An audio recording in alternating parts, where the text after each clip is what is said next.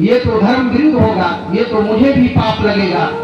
मैं इसे फांसी नहीं दे सकता।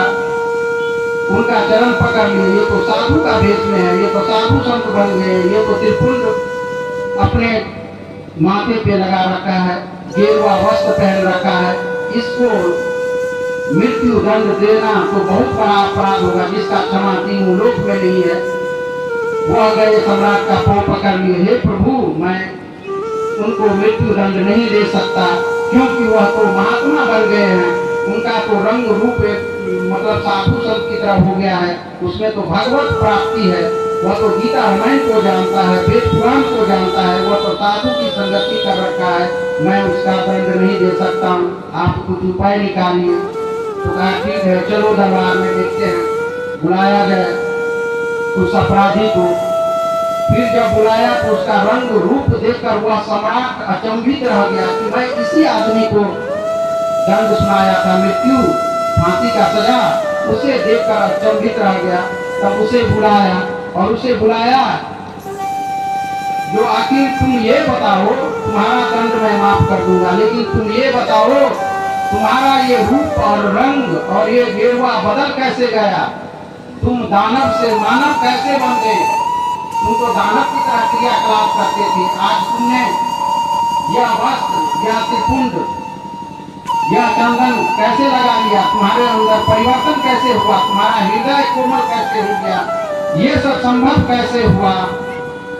तो कहा प्रभु ये हमारे गुरु महाराज हैं, इनको मैं सारा अपना विचार सुनाया कि मुझे फांसी का दंड सुनाया गया है और मैं रोने लगा, तभी ये महात्मा मुझे सभी प्रकार का ज्ञान से परिपूर्ण कर दिए, कहा कि इससे तुम्हारा कल्याण होगा। तो कहा गुरु महाराज कहाँ है, दिखाओ। तो गुरु महाराज का जैसा ही दर्शन कराया सम्राट को, सम्राट जो है तुरंत श्री गुरु महाराज के चरण में दंडवत लेट गए, हे महाराज जी, हे गुरु महाराज, आप का रूप देखकर मुझे ऐसा लगता है कि स्वयं मुझे भगवान का दर्शन हो रहा है। आपने इस अपराधी को, ये अपराधी इतना बड़ा अपराध करता था जिसका दंड एक ही केवल मात्र मृत्यु था, आपने इसका दिल को, आत्मा को शुद्ध करके इसको कल्प वृक्ष की तरह बना दिया। आप बड़े भाग्य हैं। और इस तरह उस व्यक्ति का जो है अपराध टल गया और उसको जीवन दान मिल गया। तो गुरु का बहुत बड़ा, इस धरती पर गुरु महाराज हमेशा भगवान के रूप में घूमते रहते हैं।